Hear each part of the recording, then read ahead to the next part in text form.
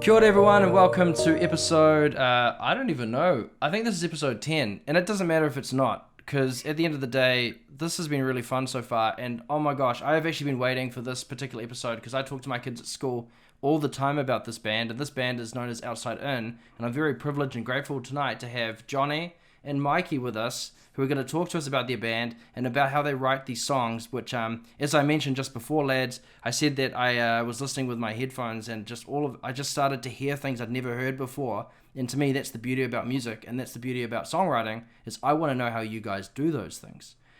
So let's introduce you. Jonnie, do you want to say something about yourself and who you are and what you do in the band? Yeah, hey, I'm Jonnie, guitarist and co-writer of Outside In.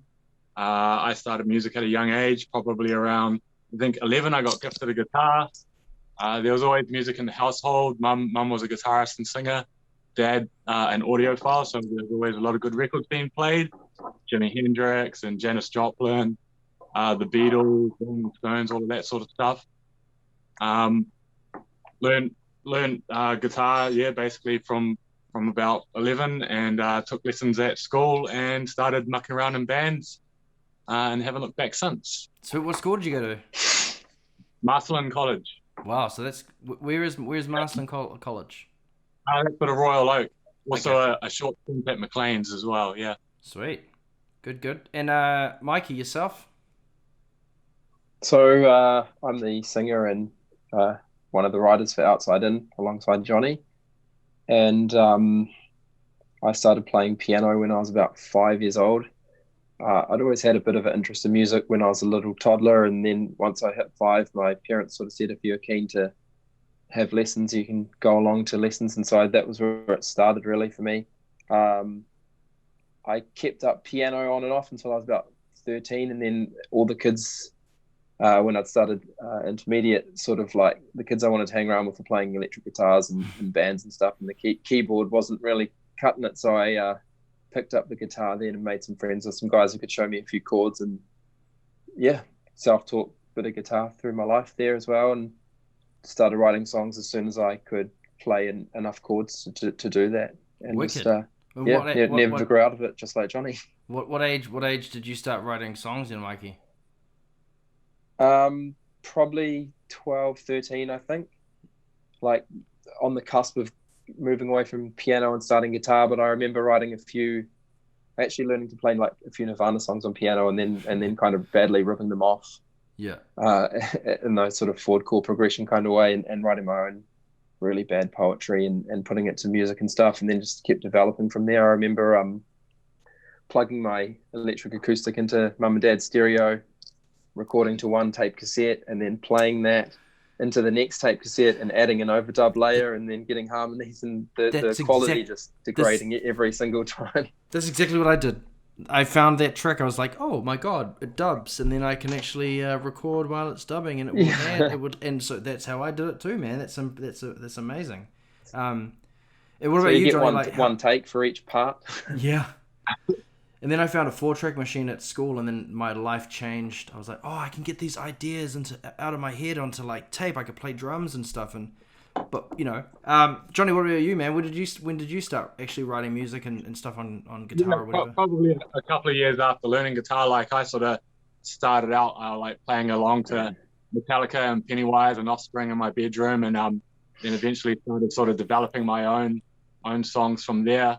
I think I started a very similar way. Like I learned this trick about recording from one tape to another. Probably when I was about maybe 13, Dad bought me one of the old Tascam 4-track recorders. Nice. So started multi-tracking then. And I remember at the time, like I had some super simple music editing software on like a really old computer. Like this was before there was such a thing as an audio interface. So there was no chance of getting audio into it. But I figured out like how to program drums. So I was like programming drums on it, playing that from the computer output into the 4-track, and then jamming guitar over the top of it. Yeah. Nice. Kids have it so easy today, right? Like, yeah. Like I used Reason and Cool Edit Pro. Those are kind of like the things that got me started. But I guess that's really cool because, you know, what other people I've spoken to so far on this podcast and video show is like they all have the same thing. They all sat there writing songs and actually one of the guys, Chris from Cafe Fistfight, him and I share a very similar story. So I want to find out if it's the same with you. We kind of would sit there and just make stuff up, and then we would just feel, I don't know, music coming out that was like, we would just sing random stuff, and then every now and then would be like, that's so cool, and we'd grab our notebook and we'd write down the lyrics, whatever they were. Is that the same with you guys? Yeah. Yeah, definitely. Yeah, totally. Yeah. You just try random ideas and then hear what sounds cooler than the other parts and go and try and recreate that again and again and refine it. Yeah. Wicked. These days, what I do a lot of is I just set a click up, and it might be even tempo. It could be like an odd meter thing, and just start jamming and come up with ideas that way. So I might do that, like record an hour's worth, and then just listen back for parts that I think could be the next song. Sure.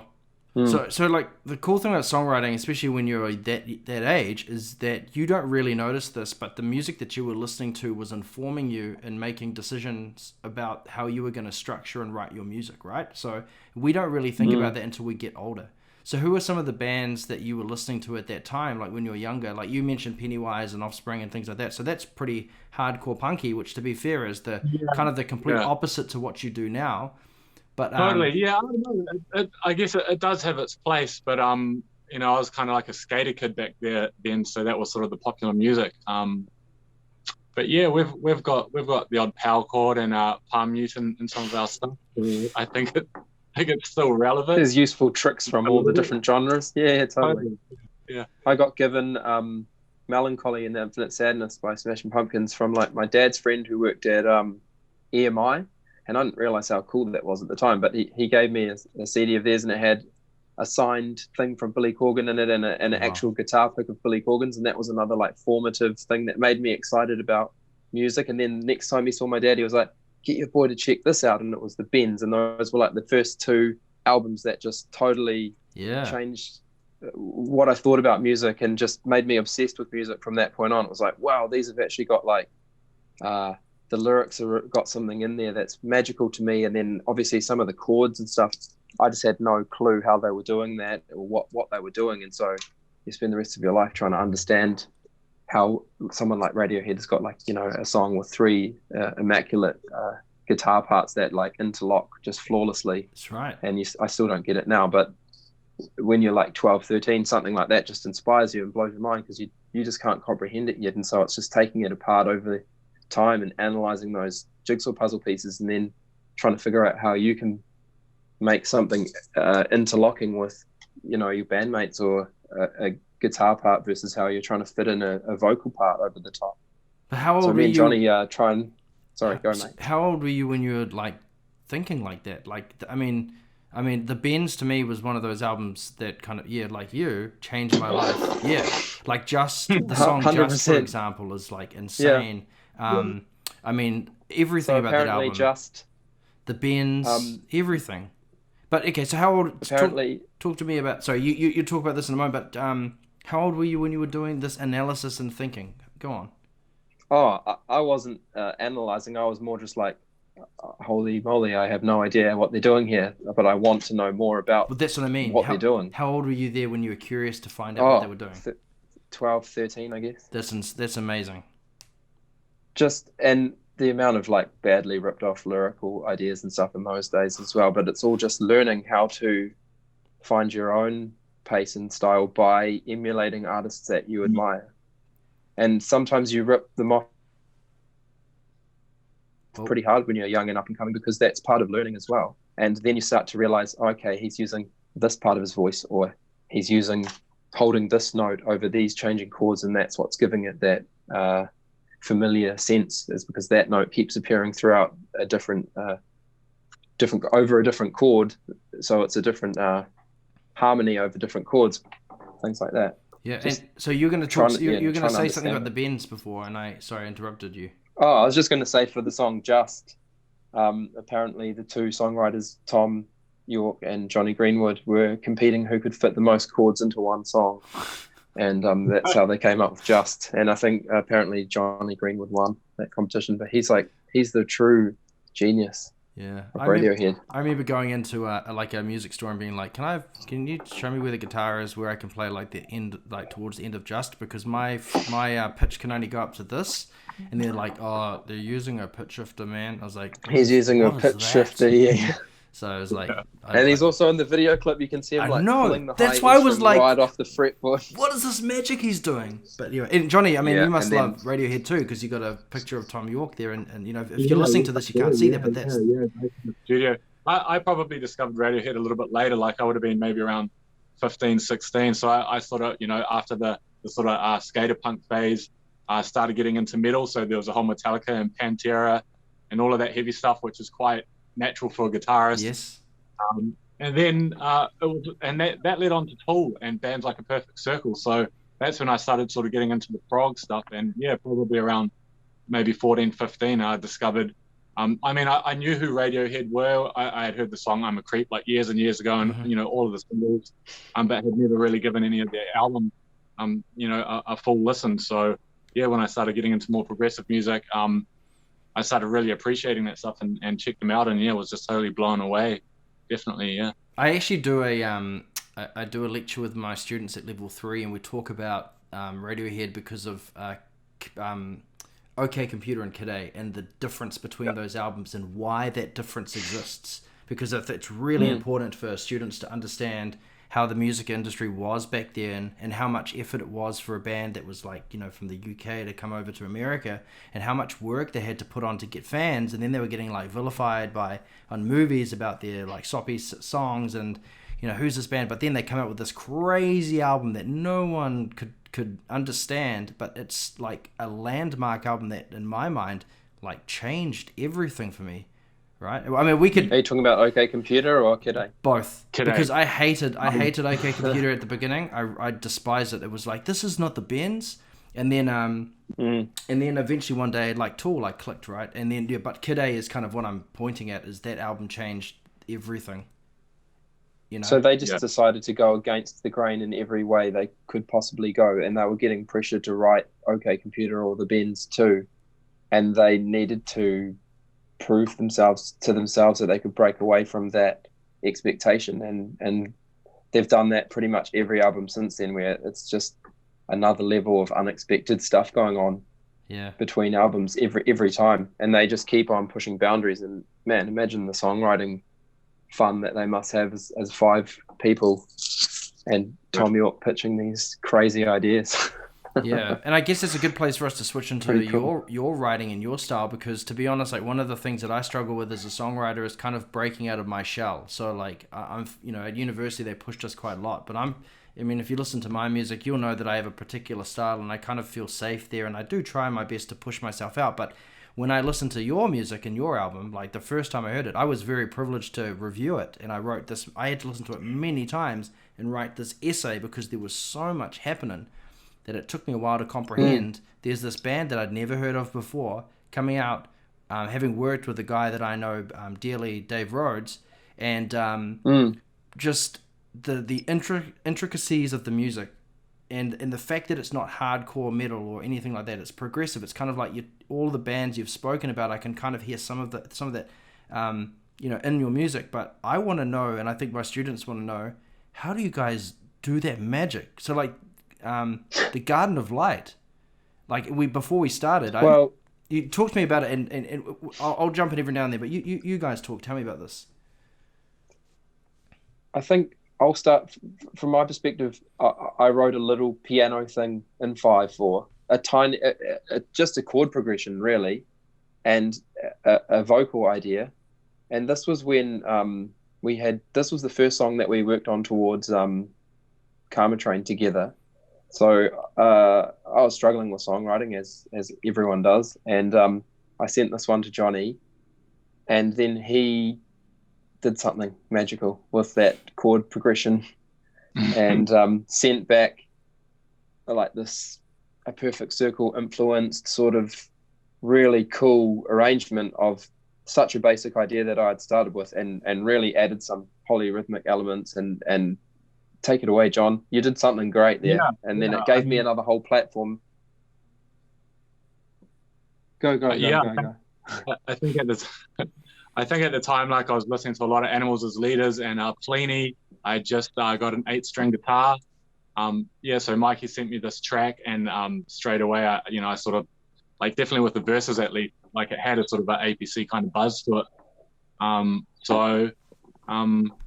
I probably just started with the drum groove on that and just sat with that. And then basically through the verses, they're just sort of dissonant chords. There's ninths and sevenths going on the whole time. So sort of unassuming chords that just supported Mikey's vocal. All right, I'm going to jump in here. Just you're going to carry on in a moment. But the thing is, you said ninths and sevenths. So I totally believe in music theory as being a language as opposed to being something that people brag about, like, I know music theory and you don't.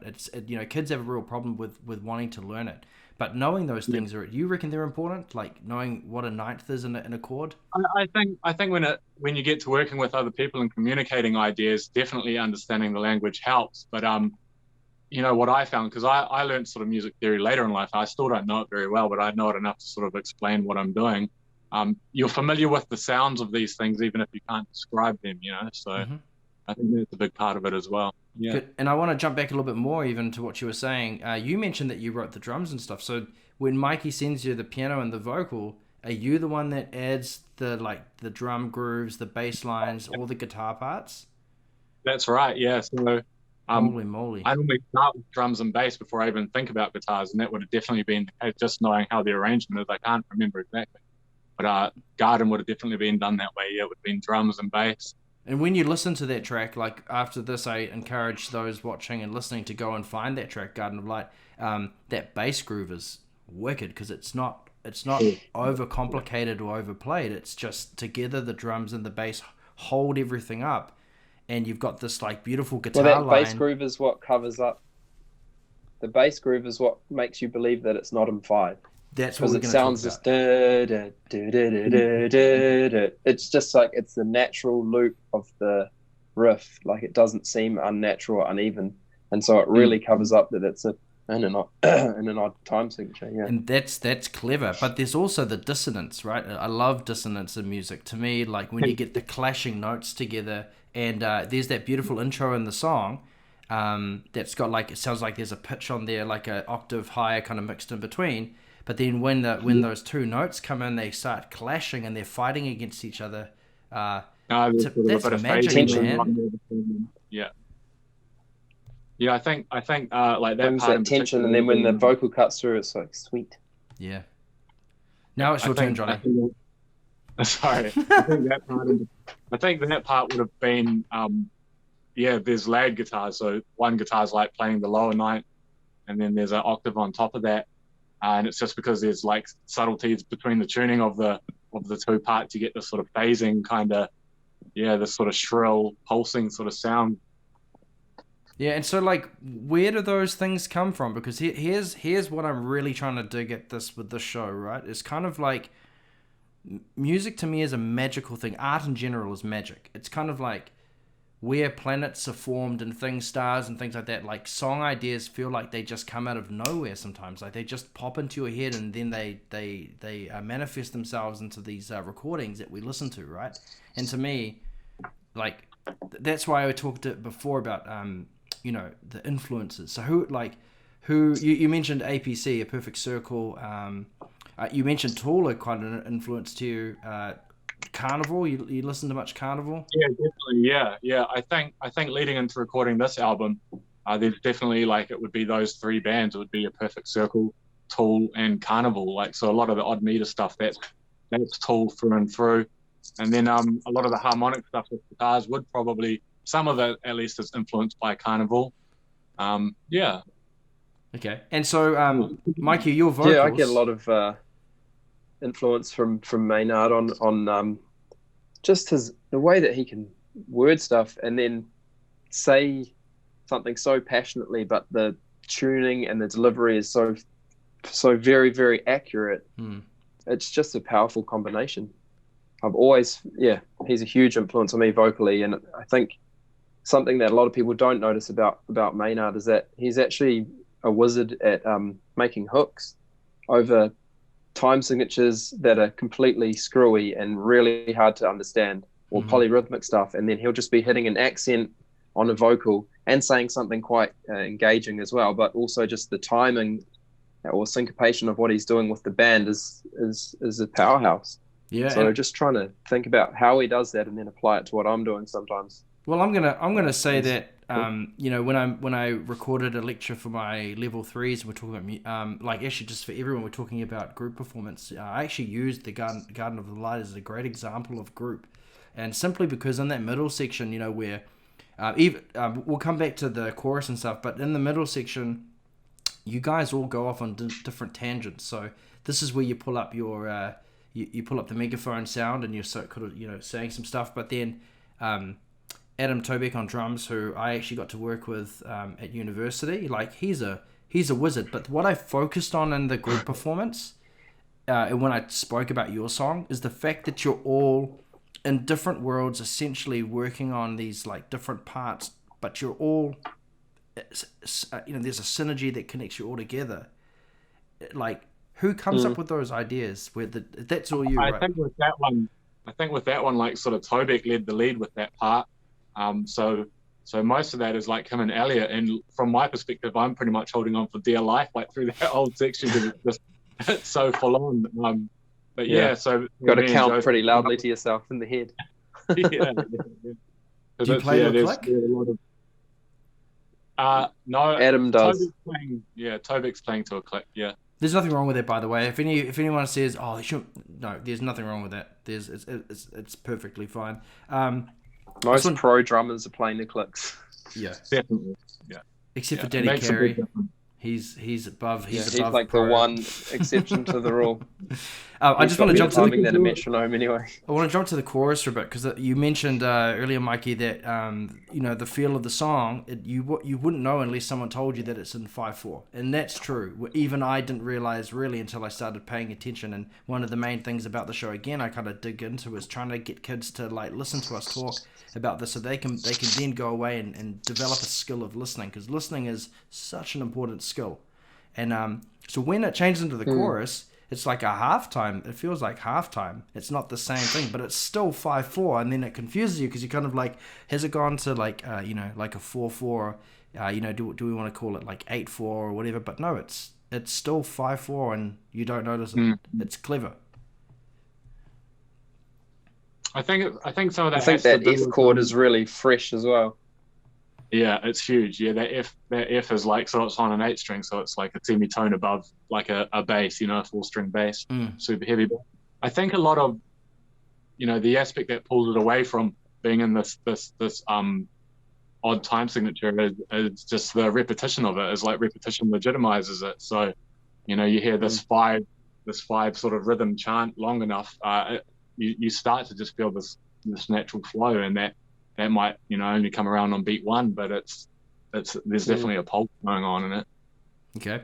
And when you guys play this live, because it requires so much brain power, which is a good thing, like it requires you to, you know, I said to a student the other day, he's like, why doesn't Adam Jones like jump around on stage? And I said, have you tried playing any tool on guitar? And then he's like, oh, I understand now. And it's like, so when you guys are all in that song, because I've seen it live, and I remember getting like, we all got goosebumps, especially at the end when you're holding that massive Maynard style scream. You know, it's not even a scream, it's just you're holding this long note. So how does that feel for you on stage when you're like, oh, we got it? Like, what's that sensation? What do you feel? Johnny? Oh yeah, like when it comes together. I don't know. It's a great feeling. Like it is a hard song. You know, the hardest part for me is just keeping timing on stage and not swaying too much with the music, because otherwise I can sort of lose beat 1 and fall into the sort of 4/4 bars. But yeah, I think you know, a lot of it comes back to Tobeck. Like, he's a great drummer, and he's so tight live, and he sort of holds it down for everybody. So we all just follow his lead. Yeah.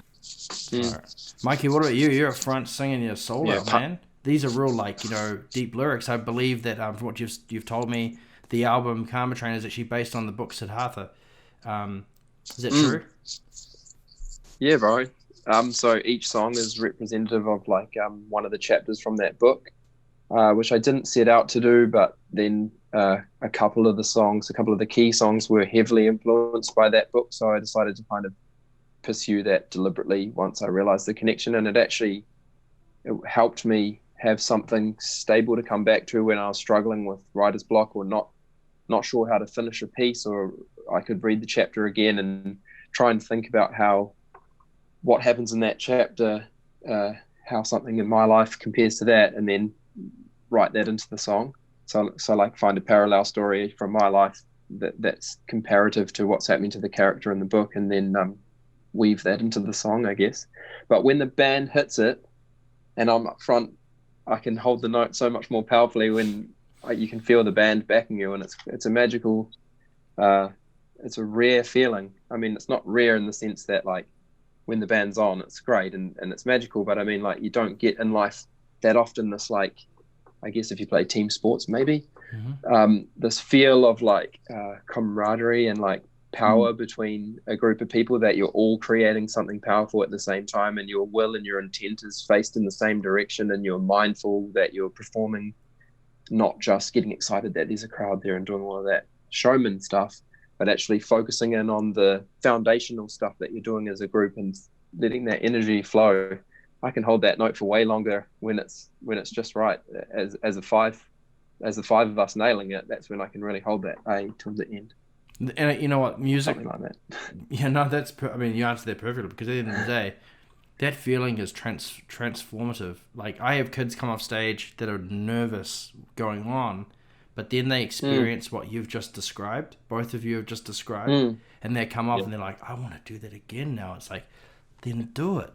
Go up on stage and But then playing. You learn, okay, now I know what I'm trying to harness.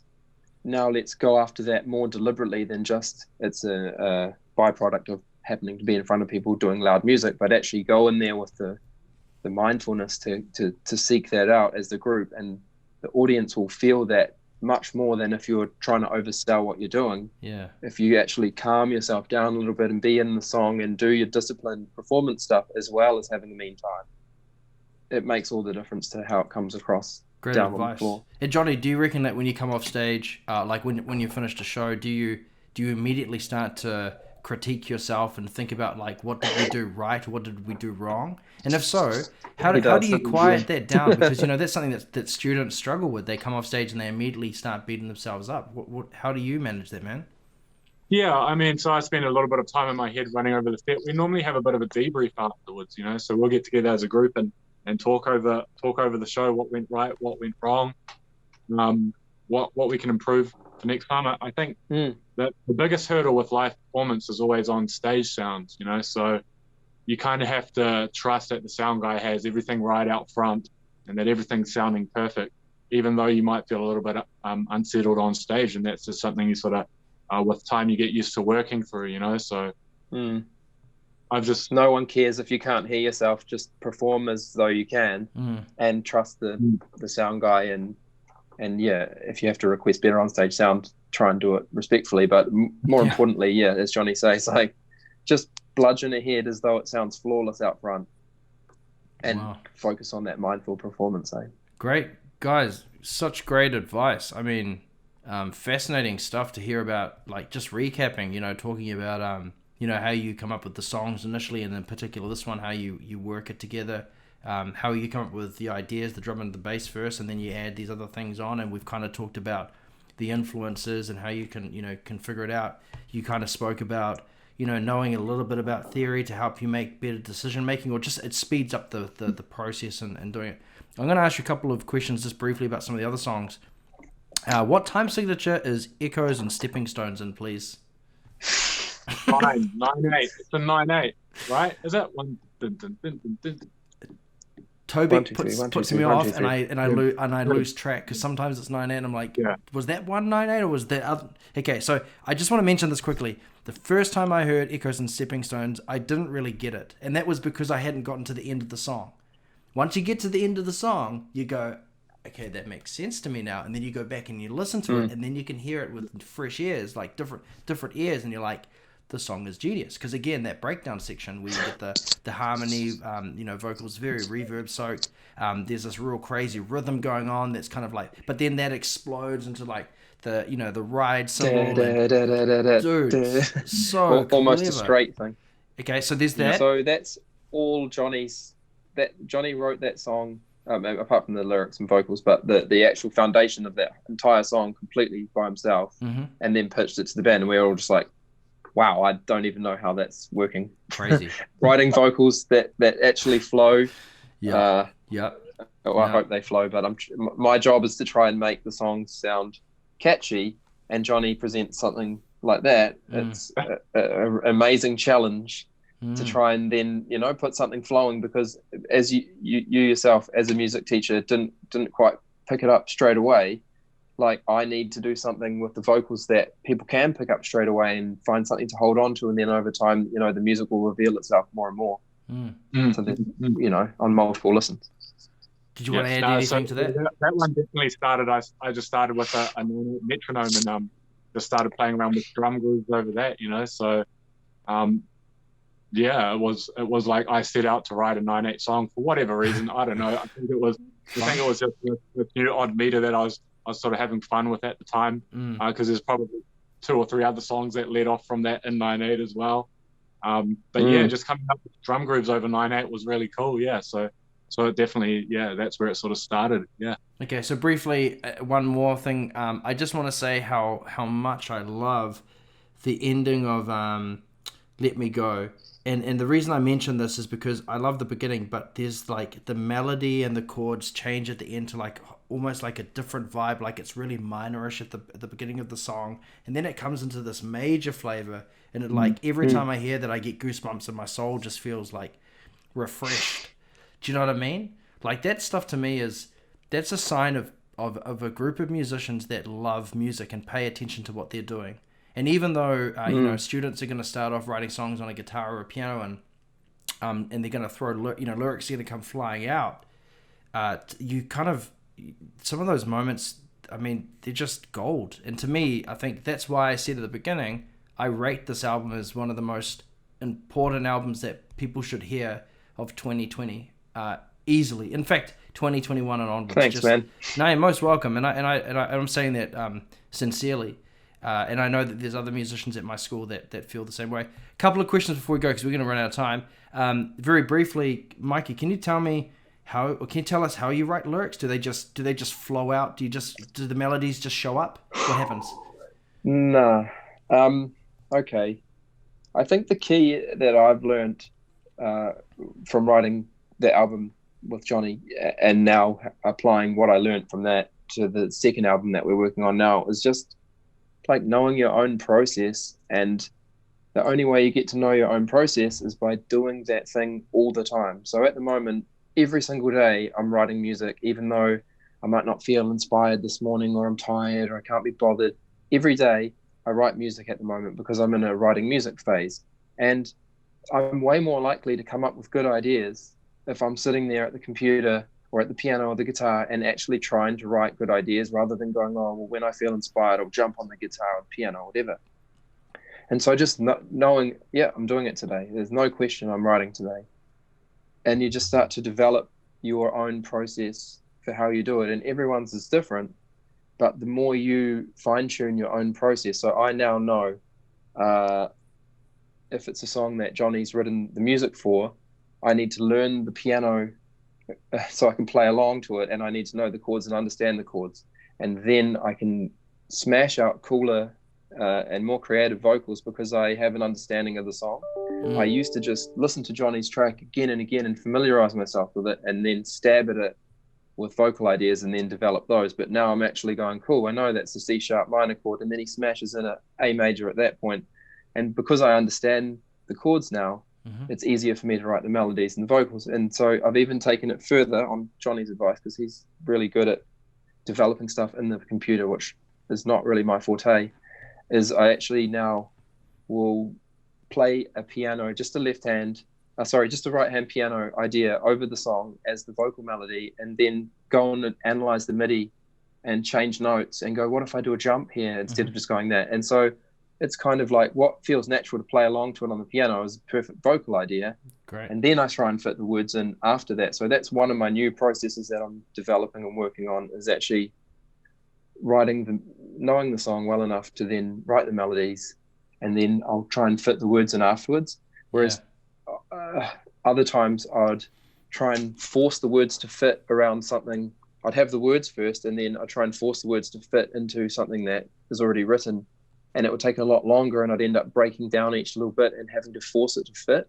Whereas now I'm writing something and tailoring it to fit a lot more deliberately these days, I guess you'd say. You know, I reckon, like, that's some great advice, and I think what would be really cool, right, is we should organize you and Diddy to come on, Diddy from Caribbean, to come on and like discuss how you both, you know, approach your lyrics and how you approach your melodies. You've just given us some insight.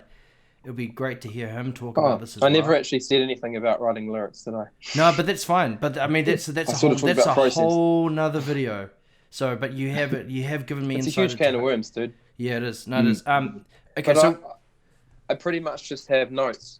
Yeah. And every day I just write a few lines down, and then when I'm trying to fit something into a song, or I've got a great melody, I just look through and go, oh, this fits perfectly over that, and just pull a random line that I like. I never use a whole page of notes that I've made. I just pull the best bits out, and you have to write all of the garbage, and then you find the best bits in the garbage rather than just trying to write that one perfect line every time. Write a page after page after page, and most of it isn't great. But then you go through it and you go, this suits how I feel about this song, this one word, this one line, and then just start to. That's how I've been doing.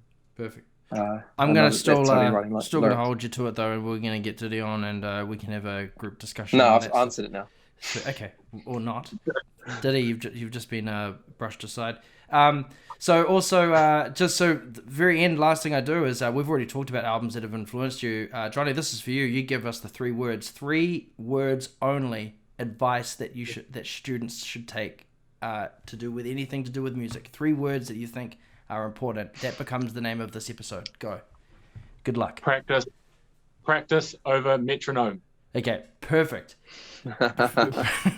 Couldn't have said it better myself. Gentlemen, it's been an absolute pleasure talking to you, and I hope those that have watched, I know 100% that they've learned things from you. And thank you so much for being on the show. Thanks very much for having us, bro. We really appreciate it, and hope we didn't ramble too much, and hope the kids get something out of it. No, sounds great. Okay, see you later. All right, see you.